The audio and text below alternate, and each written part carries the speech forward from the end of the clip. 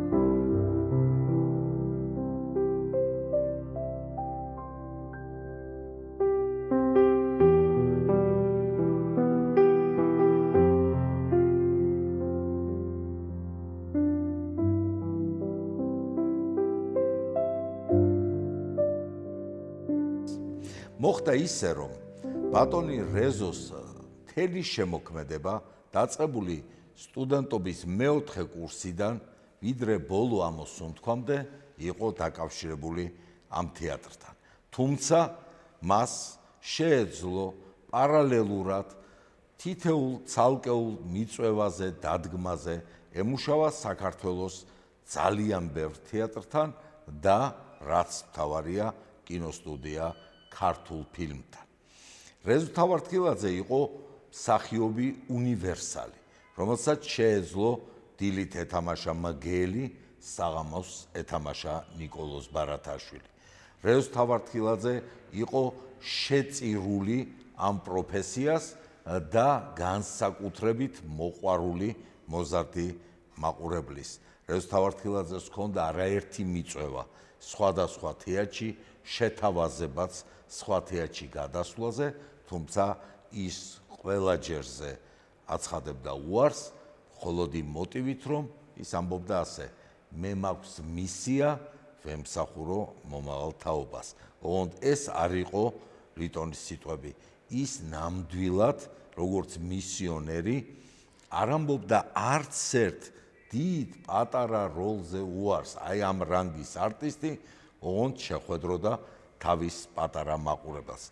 ჩვენმა თეატრმა ბატონ რეზოს ხსოვნისადმი გამოსცა წიგნი ალბომი, სადაც მოქცეულია სრულად მისი შემოქმედებითი ცხოვრება. ეს არის ერთგვარი მიძღვნა მისდამი, მაგრამ მოხდა ისე, რომ ამ ალბომის პრეზენტაცია ჯერ კიდევ არ შემდგარა, ეს მომავლის საქმეა, თუმცა მთავარია, რომ ალბომი უკვე არსებობს. რეზო თავართქილაძესთან მე პირადად როგორც რეჟისორს მქონდა ერთი შეხვედრა, სამწუხაროდის შეხვედრა აღმოჩნდა მისთვის უკანასკნელი, მან ითამაშა სამსონ სალამთაძის როლი დავით კლდიაშვილის ირინეს ბედნიერებაში. რეზო თავართქილაძეს შეეძლო უმძიმეს ავადმყოფს დილას ონკოლოგიური გადასხმა გაეკეთებინა, შემდეგ დამჯდარიყო მანქანაზე, წამოსულიყო ბათუმში, ეთამაშა სპექტაკლი და იმავე ღამეს დაბრუნებულიყო უკან, რათა მეორე დილით კვლავ ეს გადასხმა გაეკეთებინა. აი ესე იქცეოდა გარდაცვალების წელს, მთელი ზაფხული, როდესაც კუკარაჩა და ირინეს ბედნიერება იყო გასტროლებზე რეგიონებში, საქართველოს რეგიონებში, და ის გამოემშვიდობა თავის მშობლიურ ჩოხატაურს. ბოლო სპექტაკლი სწორედ ითამაშა იქ და მისმა ოჯახის წევრებმა გვითხრეს, რომ არ ყოფილიყო შვებულების პერიოდი, 5 სექტემბერს გარდაიცვალა ბატონი რეზო. აი იმ შვებულების ერთი თვის განმავლობაში დანებდა. მანამდე ის აქტიურად ცდილობდა აი ამ მძიმე დაავადების მიუხედავად გამოსულიყო სცენაზე და შეყვედროდა თავის საყვარელ მაყურებელს. რეზო თავართქილაძის შემოქმედებითი ცხოვრება წარმოუდგენელია ბატონ შალვა გაწერელიასთან შემოქმედებითი თანამშრომლობის გარეშე, იმიტომ რომ სწორედ იმ წლებში შალვა გაწერელიას საოცარ სპექტაკლებში კუკარაჩა, ჩვენებურები, რღვევა, ირინეს ბედნიერება, ანა ფრანკის დღიური, ბედნიერი ბილეთი, აღდგომა გაუქმებულ სასაფლაოზე თუ სხვა, ბატონი რეზო იყო როგორც დიდი ოსტატი სცენის და იყო საოცარი მრავალფეროვნებით გამორჩეული და ის აი ამ ფორმაში ყოფნას ინარჩუნებდა სიცოცხლის ბოლომდე. ეს ეტყობოდა მის ყველა ნამუშევარს, ეს იქნებოდა კინომსახიობთა თეატრში, მარჯანიშვილის თეატრში, სოხუმის მოზარდ მაყურებელთა თუ გამსახურდია სახელობის თეატრში, სამეფოუბნის თეატრში თუ ყველა იმ წერტილში, სადაც ის მოღვაწეობდა აი ამ სიტყვის ძალიან მაღალი მნიშვნელობით, მან გაახმოვანა გრაფი სეგედი, რომელიც ტოლს არუდებს როლის შემსრულებელ იური იარვეც, ასეთი მახსენდება ვასილ ჩხაიძისა და ეროსი მანჯგალაძის ტანდემი ელდარ შენგელაიას ფილმებში. ის იყო სატელევიზიო ცნობილი გადაცემა ოქროპირის ავტორი და წამყვანი და ის ძალიან აქტიურად თანამშრომლობდა საქართველოს რადიოსთან. რეზო თავართქილაძის დაბადებიდან 90 წლის თავზე საქართველოს თეატრალურმა საზოგადოებამ დააწესა ერთჯერადი ჯილდო მისი სახელობის და გადაეცა 3 მსახიობს მოზარდ მაყურებელთა თეატრიდან. ამ მსახიობებს ჩვენ შევხვდებით ჩვენი გადაცემის მეორე ბლოკში.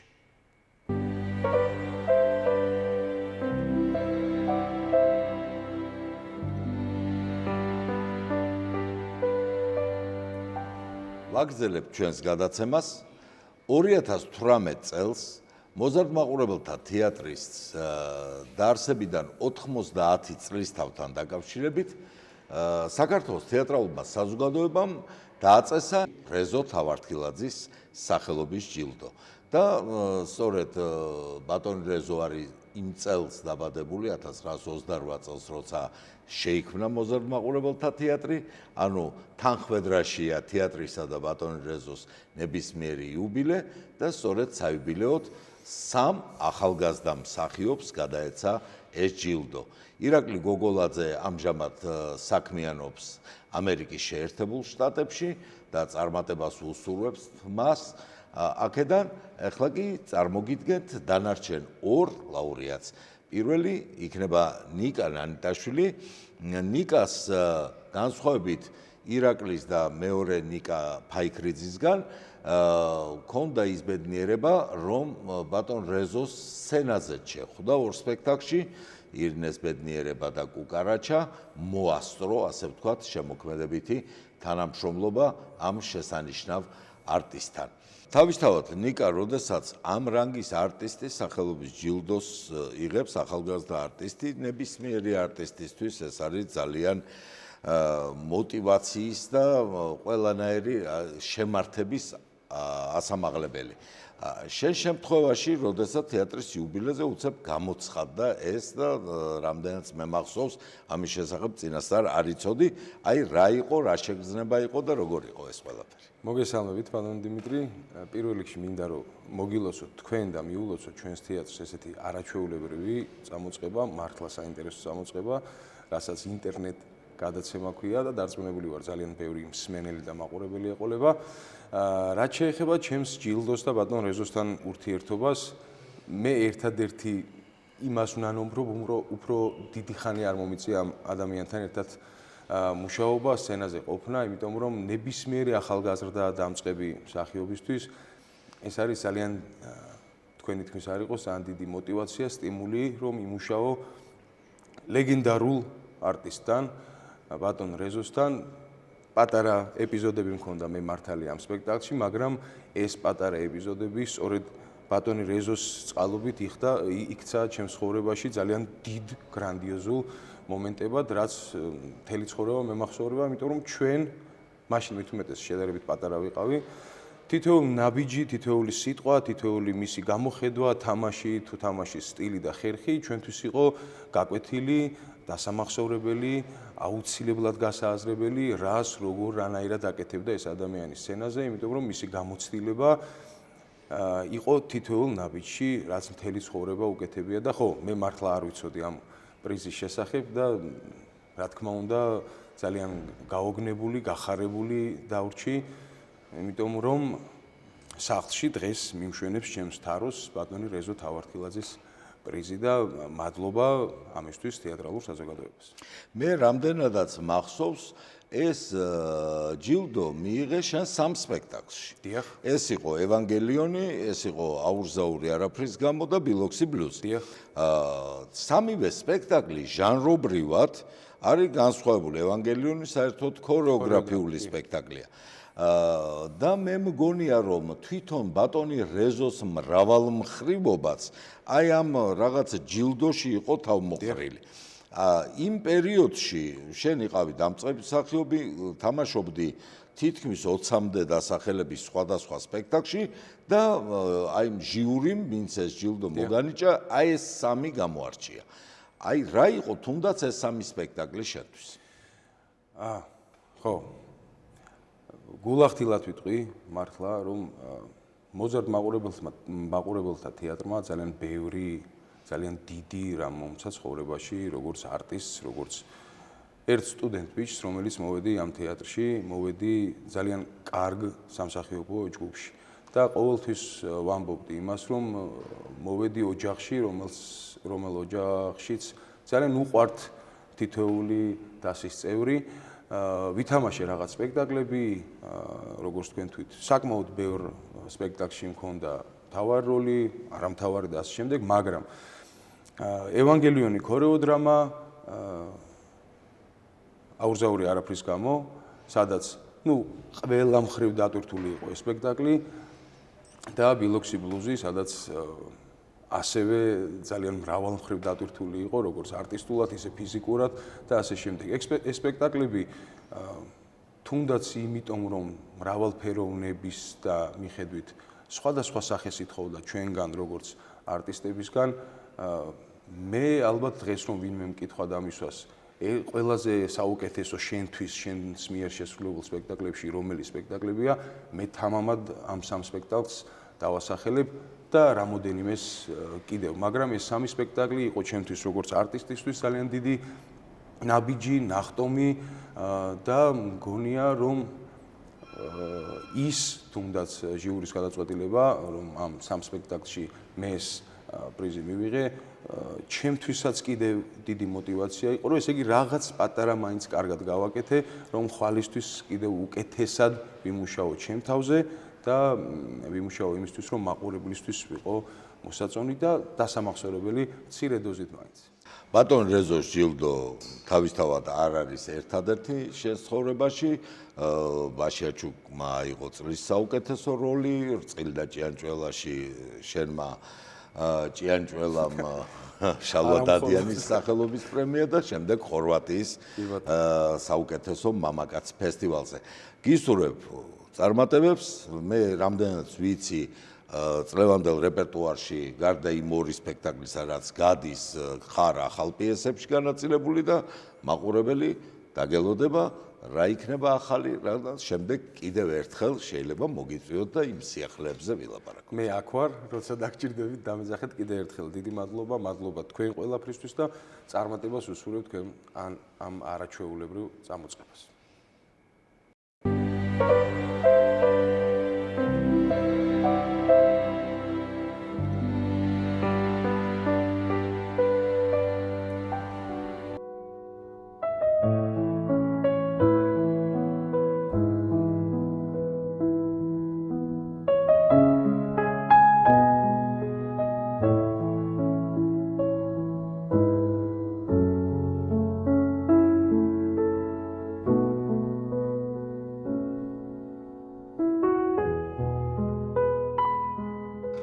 ნიკუშ ეხლა ნიკასთან საუბრობდით ნანიტაშვილთან განსხვავებით ნიკასგან ბატონ რეზოს შენ არ შეხვედრი ხარ სცენაზე შენი მოსვლა თეატრში პრაქტიკულად დაემთხვა იმ ტრაგიკულ ამბავს როცა ბატონ რეზო წავიდა ამ ქვეყნიდან და შემდეგ მოხდა ამ ჯილდოს გადმოცემა ნიკას შემთხვევაშიც თქვი და შენ შემთხვევაშიც იგივეს გავიმეორებ რომ ეს არ არის ერთადერთი ჯილდო შენ ცხოვრებაში შენ გაქვს ასევე შალვადადიანის პრემია წყილი და ჭიანჭველაში ბილოქსი ბლუში აღებული წლის საუკეთესო როლი გრან-პრი როგორც ყაზახეთში ისე მაკედონიაში სპექტაკლებში წილი და ჭიანჭველა და ჰამლეტი აქედან გამომდინარე თავისთავად აი ამ საერთო პრიზების ჩამონათვალში ერთი გამორჩეული არტისტის ჯილდო რომელმაც მთელი თავის შეგნებული ცხოვრება იმ თეატრს მიუძღვა სადაც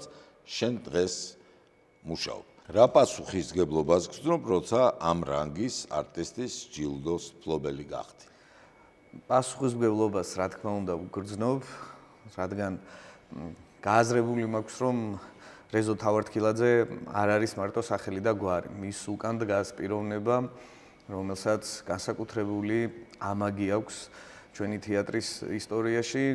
მან მთელი თავისი შეგნებული სიცოცხლე მიუძღვნა ქართულ თეატრს, მის განვითარებას და როდესაც ახალგაზრდა ადამიანი მოდიხარ თეატრში, ცდილობ თავის დამკვიდრებას და ესეთი ჯილდო მოდის შენს ცხოვრებაში, ეს არის ამაღელვებელი, ამას უნდა მოფრთხილება, ამას უნდა სწორად გააზრება და მე უკვე საკუთარ თავთან ამოცანების დასახვა, რომ ხვალ ზეგ, მაზეგ და პერსპექტივაში გეზი საით უნდა აიღო და საით უნდა იარო.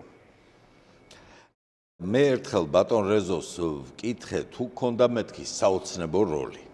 და მან მითხრა რომ ასე საოცნებო როლი არაო, მითამაშიაო დონ სეზარიც, მითამაშია მგელიც და მითამაშია ბარათაშვილიც, რომელიც ასევე შენც გითამაშია.